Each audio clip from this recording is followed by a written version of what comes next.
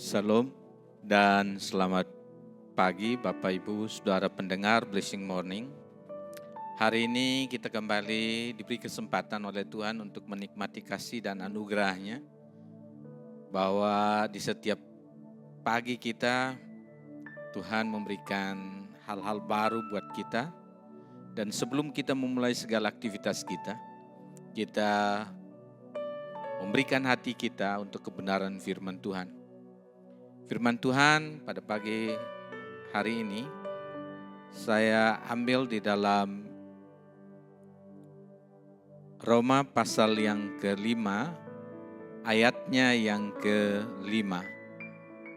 Demikian, dan pengharapan tidak mengecewakan, karena kasih Allah telah dicurahkan di dalam hati kita oleh Roh Kudus yang telah dikaruniakan pada kita. Tema kebenaran firman Tuhan untuk kita di pagi hari ini adalah pengharapan yang teguh dalam kasih Allah. Mari kita bersama-sama berdoa. Tuhan Allah yang penuh kasih, pada pagi hari ini kami kembali datang di hadapan hadirat-Mu. Kami rindu untuk mendengarkan kebenaran firman-Mu. Bukalah telinga rohani kami agar kami peka. Bukalah hati kami agar kami siap menerima, dan Tuhan terus menolong, menopang kami, menuntun kami melalui kebenaran firman Tuhan, dan boleh menjadi dasar untuk kami melangkah hari ini. Di dalam nama Tuhan Yesus kami berdoa, haleluya, amin. Bapak Ibu dan semua pendengar Blessing Morning yang terkasih di dalam Tuhan, Paulus menulis surat Roma untuk menegaskan bahwa orang percaya dibenarkan oleh iman, bukan oleh usaha manusia. Dalam pasal 5 ini, Paulus menjelaskan bahwa penderitaan orang percaya menghasilkan ketekunan. Ketekunan menghasilkan tahan uji, dan tahan uji menghasilkan pengharapan. Ayat 5 ini menutup rangkaian ini dengan penegasan bahwa pengharapan dalam Kristus tidak pernah mengecewakan. Karena kasih Allah nyata melalui Roh Kudus yang tinggal di dalam hati kita. Dalam Roma pasal 5 ayat 5 ini, kita akan mempelajari beberapa hal. Yang pertama, kita belajar mengenai pengharapan dalam Kristus adalah pasti. Ayat ini menunjukkan bahwa pengharapan orang percaya bukanlah sesuatu yang rapuh atau bisa gagal seperti pengharapan dunia. Paulus menekankan bahwa pengharapan dalam Kristus memiliki dasar yang kokoh, yaitu kasih Allah sendiri. Kasih ini bukan sekedar janji kosong, melainkan telah dicurahkan di dalam hati kita melalui Roh Kudus. Artinya, setiap orang percaya memiliki jaminan rohani bahwa pengharapan mereka tidak akan berakhir sia-sia. Kasih Allah yang dicurahkan melalui Roh Kudus itu menjadi bukti bahwa pengharapan kita bukan sekedar harapan manusia, tetapi pengharapan ilahi yang dijamin oleh Allah sendiri. Karena itu, meski kita menghadapi penderitaan, kesulitan, atau penantian panjang, kita dapat tetap teguh. Karena pengharapan dalam Kristus tidak pernah mengecewakan, sebab Allah yang setia menopang dan memastikan janjinya pasti digenapi.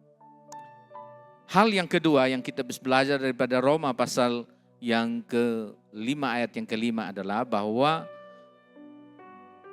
Rasul Paulus menegaskan bahwa kasih Allah bukan sekedar kata-kata indah atau konsep teologi, melainkan realitas yang dialami oleh orang percaya. Paulus menggunakan kata dicurahkan untuk menunjukkan bahwa kasih Allah diberikan dengan limpah, bukan sedikit atau terbatas. Kasih ini memenuhi hati orang percaya, mengubah kelemahan menjadi kekuatan, dan kehampaan menjadi sukacita. Kasih Allah yang dicurahkan melalui Roh Kudus berarti bahwa kita tidak hanya mengetahui Allah mengasihi kita, tetapi kita merasakan dan mengalami kasih itu secara pribadi. Roh Kudus bekerja di dalam hati kita, mengingatkan bahwa kita adalah anak-anak Allah, menghibur ketika kita lelah, meneguhkan ketika kita goyah. Kasih Allah ini bukan hasil usaha manusia, melainkan anugerah yang Allah berikan bagi kita. Dengan demikian, hati yang kosong, lelah, dan hampa dipenuhi oleh kasih yang menguatkan. Hal yang ketiga, dari Roma pasal yang kelima ini kita bisa mempelajari bahwa Rasul Paulus menegaskan bahwa pengharapan orang percaya tidak mengecewakan karena kasih Allah telah dicurahkan di dalam hati kita oleh Roh Kudus. Artinya Allah tidak hanya memberi janji tetapi juga memberikan jaminan yang nyata. Kehadirannya dalam hati kita adalah meterai yang memastikan bahwa janji Allah pasti digenapi. Roh Kudus bekerja sebagai saksi batinia yang meneguhkan iman kita. Dia meneguhkan kita bahwa kita adalah anak-anak Allah. Dia menghibur ketika kita lemah dan dia meneguhkan bahwa janji keselamatan bukan sekedar kata-kata, melainkan kepastian. Karena itu, pengharapan kita bukanlah pengharapan kosong. Roh Kudus menjadi jaminan bahwa Allah nyata, janjinya setia, dan masa depan kita aman di dalam Kristus. Hal yang keempat yang bisa kita pelajari di dalam Roma pasal yang ke-5 ini adalah Rasul Paulus menegaskan bahwa pengharapan dalam Kristus tidak pernah mengecewakan. Karena kasih Allah telah dicurahkan ke dalam hati kita oleh Roh Kudus. Hidup orang percaya memang tidak lepas dari penderitaan. Ada kesulitan ekonomi, ada sakit penyakit, ada pergumulan-pergumulan di dalam kehidupan kita. Namun, penderitaan bukanlah akhir, melainkan jalan menuju pengharapan yang lebih besar. Paulus sebelumnya menulis bahwa penderitaan menghasilkan ketekunan, ketekunan menghasilkan tahan uji, dan tahan uji menghasilkan pengharapan. Roma pasal yang kelima ayat yang ketiga dan 4. Dengan kata lain, penderitaan justru menjadi proses yang membentuk iman kita agar semakin teguh. Kasih Allah yang dicurahkan melalui Roh Kudus membuat kita mampu bertahan dalam penderitaan. Roh Kudus menguatkan hati, memberi penghiburan, meneguhkan bahwa kita tidak berjalan sendiri.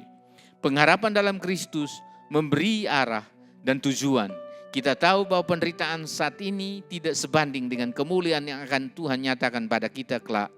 Roma pasal yang ke-8 ayat yang ke-18. Keyakinan ini membuat kita tetap kuat, kita tetap setia, dan kita tetap bersyukur dalam keadaan apapun. Bapak Ibu Saudara pendengar Blessing Morning, mari kita jalani hari ini dengan keyakinan bahwa pengharapan kita dalam Kristus tidak akan pernah mengecewakan. Karena kasih Allah telah dicurahkan di dalam hati kita melalui Roh Kudus. Mari kita bersama-sama berdoa. Tuhan, kami mengucap syukur bahwa Tuhan sudah menolong kami sekalian di dalam merenungkan kebenaran firman Tuhan sebelum kami beraktivitas hari ini. Dan biarlah kami, Tuhan terus topang, jauhkan kami dari segala mara bahaya dan celaka. Kuasa maut Tuhan singkirkan dari hidup kami, sehingga kami tetap terpelihara di dalam kasih Allah. Bapak, Ibu, dan Saudara, terimalah berkat Tuhan. Tuhan memberkati engkau dan melindungi engkau. Tuhan menyinari engkau dengan wajah-Nya dan memberi engkau kasih karunia. Tuhan menghadapkan wajah-Nya kepadamu dan memberi engkau damai sejahtera. Anugerah berkat dari Allah Bapa, kasih karunia dari Tuhan Yesus Kristus, dan penyertaan Allah Roh Kudus menyertai kita sekalian mulai dari sekarang ini sampai hari Maranatha. Tuhan datang menjemput kita sekalian di dalam kemuliaan-Nya. Haleluya. Amin. Selamat beraktivitas di pagi hari ini. Tuhan Yesus memberkati.